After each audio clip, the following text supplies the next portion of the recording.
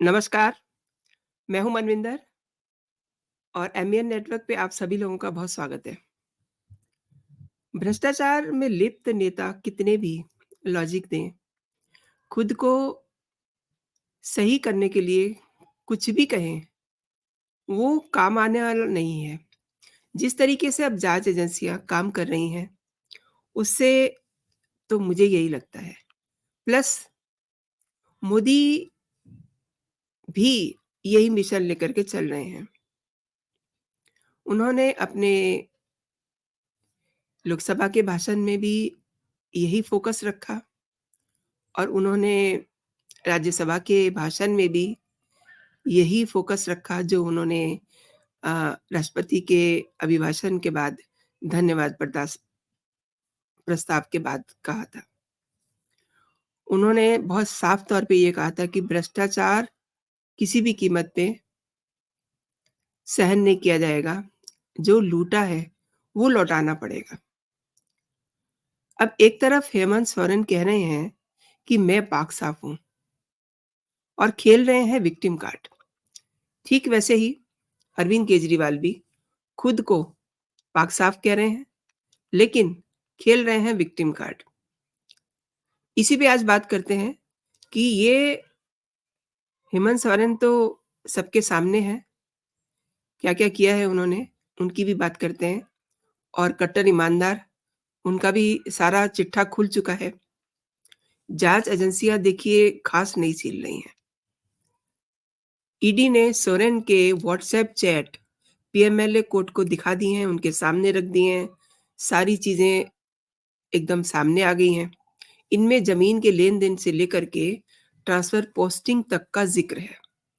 ये chat money laundering में किए गए हेमंत सोरेन और ज़मीन घोटाले के जो सूत्रधार हैं ना विनोद सिंह, उनके बीच के हैं। कम से कम 539 पेजेज़ के ये व्हाट्सएप चैट हैं, जो ईडी कह रही है, जो पीएमएलए कोर्ट को सौंपे गए हैं। इनमें कुछ पन्ने कोर्ट को पेश किए गए हैं और इस चैट में पेपर लीक करने वाले गैंग से मिले पैसे, अधिकारियों के स्थानांतर से मिले पैसे और साथ ही ज़मीन के जो रिकॉर्ड हैं, उनको साझा करने की कंप्लीट जानकारी है। और हमने देखा, आपने देखा, झारखंड विधानसभा में अपने 19 मिनट के बयान कहिए या उनका भाषण कहिए, सोरेन खुद को कैसे बेचारा साबित करने पे तुले हुए थे। यही नहीं, उन्होंने आदिवासी कार्ड भी खेलने की कोशिश की। विक्टिम कार्ड भी खेलते हुए वो नज़र आए, खुद को सेव करने के लिए। अब देखते हैं केजरीवाल कैसे खुद को बेकसूर और मोदी सरकार पे हावी हो रहे हैं। जल बोर्ड वाला पानी पी-पी कर कोस रहे हैं, ईडी को भी और मोदी सरकार को भी। यानी कि आप तो जानते ही हैं कि जब उन पर शिकंजा कसता है तो वो एक ही डायलॉग बोलते हैं। मतलब केजरीवाल ही क्या, हर वो व्यक्ति वही डायलॉग बोलता है, जो केजरीवाल की मैं बात कर रही हूँ कि ईडी और जाँच एजेंसियों को हमारे पीछे छोड़ दिया है। मतलब कमाल है। आम आदमी पार्टी ने दिल्ली जल बोर्ड से जुड़े मनी लॉन्ड्रिंग मामले में ईडी के आरोपों को सरासर झूठ बता दिया है। आम आदमी पार्टी कह रही है कि उनकी पार्टी बहुत ईमानदार है और ईडी जो है उनके खिलाफ साजिशें रच रही है। और सेफ साइड में ये भी कहा कि अगर अगर ये साबित हो जाता है कि दिल्ली जल बोर्ड अधिकारियों या उनके ठेकेदारों में से किसी का भी कोई गलत काम किया हुआ सामने आता है, तो हम उसके सख्त खिलाफ हैं। मगर आता है जोड़ा है उन्होंने इसमें। तो अभी तक ये क्या कर रहे थे? इतना सारा कुछ हो गया, जाँच हो रही है, सब इंक्वायरी चल रही है, लेकिन इन्होंने अभी तक इसको देखा, समझा ही नहीं, फाइलें पलटी ही नहीं कि कौन गलत है, कौन सही है। और ये भी कह रहे हैं कि आप या उनके नेताओं का इस मामले से कोई लेना-देना नहीं है। जिन आप नेताओं के घर पर 6 फरवरी को ईडी ने छापेमारी की, ये आप पार्टी कह रही है कि उनके पास कुछ नहीं मिला, कोई सबूत नहीं मिला। इसको लेकर के तो दिल्ली के जो मुख्यमंत्री हैं, उन्होंने लेट इवनिंग में एक ट्वीट भी किया था, उसमें भी ये यही रोना रो रहे थे। और दिल्ली के मुख्यमंत्री अरविंद केजरीवाल के पर्सनल सेक्रेटरी विभव कुमार और आपके कोषाध्यक्ष और सांसद एनडी गुप्ता के घर मंगलवार यानी कि 6 फरवरी को ईडी की रेड होने के बाद 7 फरवरी की शाम को उनका पहला रिएक्शन आया है।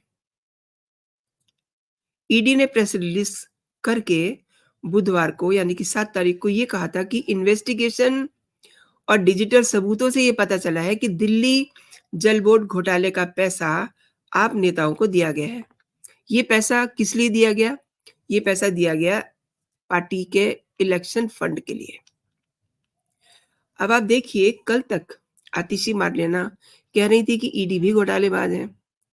इनके घोटालों की भी जाँच होनी चाहिए। यानी कि आपने ये एक नैरेटिव गढ़ना शुरू कर दिया है कि ईडी जो है वो भ्रष्ट है और आम आदमी पार्टी जो है वो कट्टर ईमानदार है।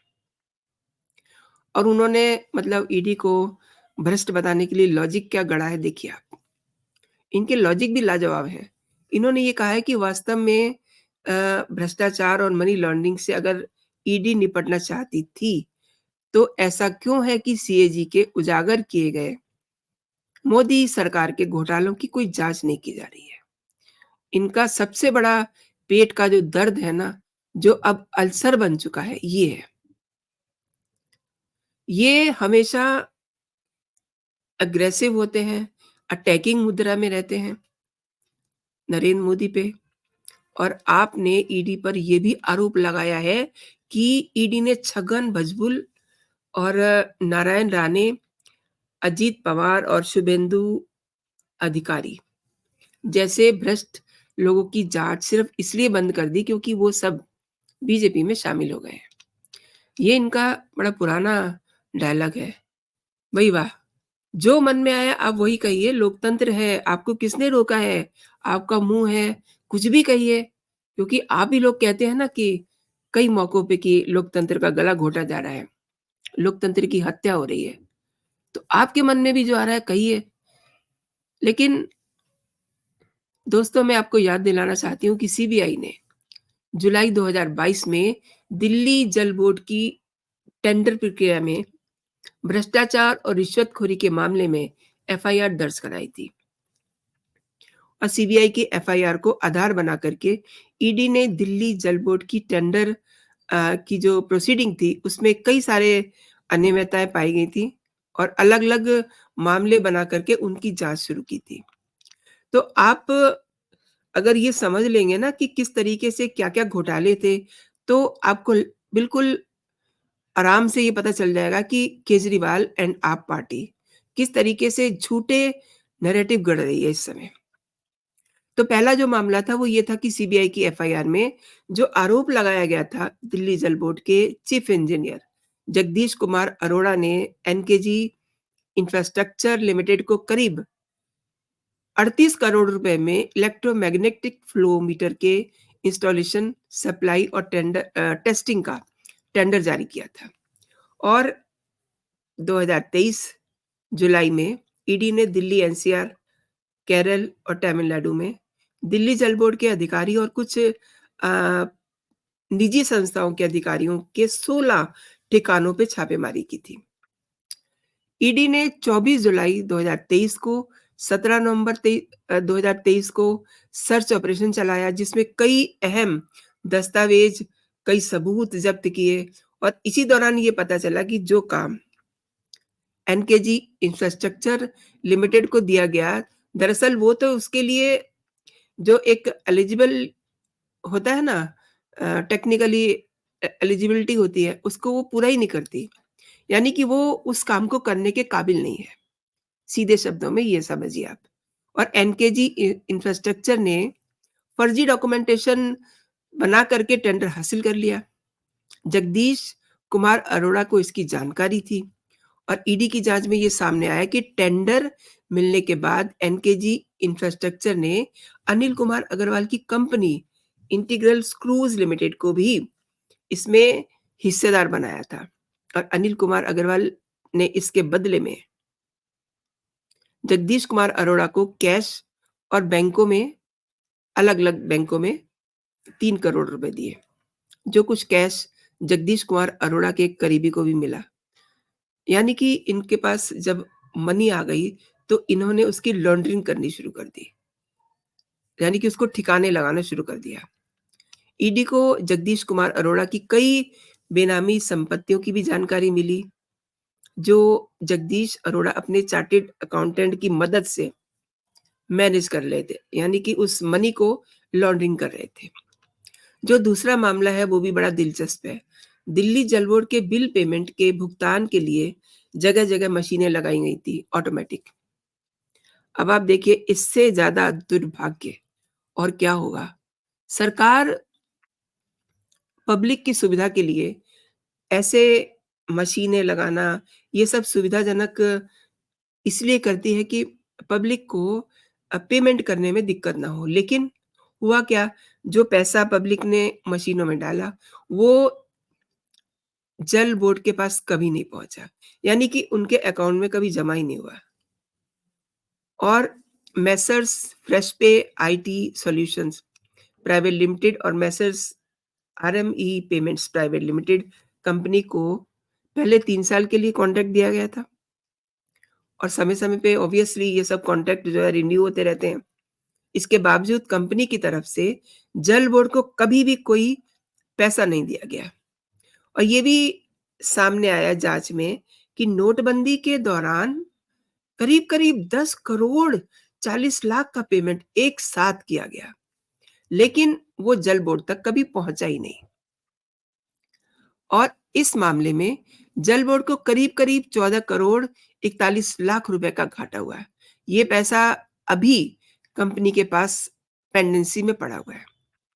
इंटरपोल एक्सचेंज के तहत केजरीवाल के पर्सनल सेक्रेटरी विभव कुमार को दिल्ली जल बोर्ड का जो बंगला दिया गया था, वो भी इसके लिए एलिजिबल नहीं है क्योंकि वो सरकारी कर्मचारी नहीं है। इस मामले में भी विजिलेंस ने पूछताछ की थी।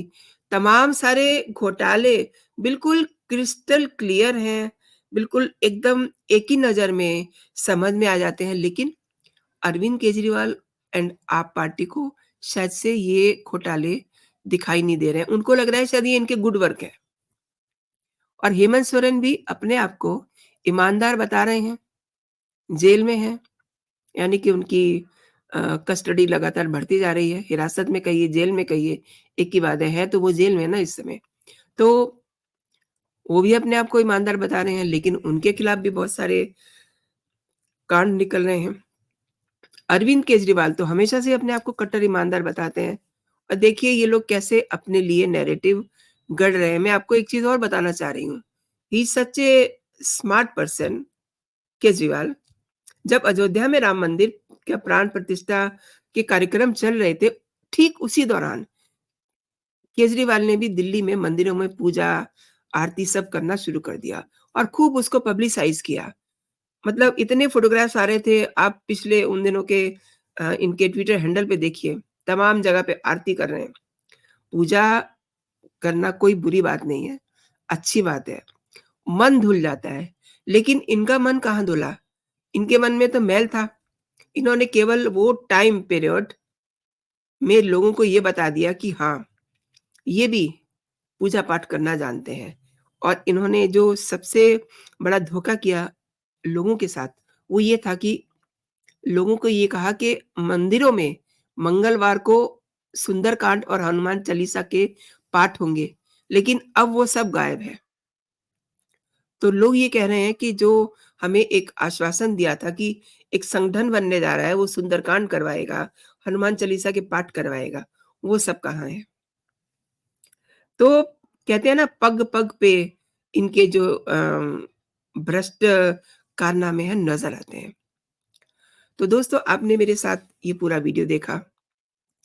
बहुत-बहुत धन्यवाद आपका मेरे साथ ये वीडियो देखने का। मैं एक बात आपसे कहना चाहती हूँ, अगर आपको मेरे कंटेंट पसंद आ रहे हैं तो आप इस वीडियो को लाइक ज़रूर कीजिए दोस्तों और इसके बारे में अपनी टिप्पणी भी मुझे दीजिए। इस वीडियो को अपने दोस्तों में भी आप शेयर कर सकते हैं ताकि ये पता चले कि देश में जो कुछ भ्रष्ट लोग हैं, वो किस तरीके से अपना गलत नैरेटिव सेट कर रहे हैं और जाँच एजेंसियों को प्रभावित कर रहे हैं। सेकेंडली, अभी तक अगर आपने मेरा चैनल सब्सक्राइब नहीं किया है, तो मेरे चैनल को आप सब्सक्राइब भी कर लीजिए ताकि जो भी मेरे लेटेस्ट कंटेंट हो, आप तक सबसे पहले पहुँचे। तो दोस्तों, आज के लिए इतना ही। आप अपना और अपनों का ख़्याल रखिए, खुश रहिए, स्वस्थ रहिए। जय हिंद, जय भारत।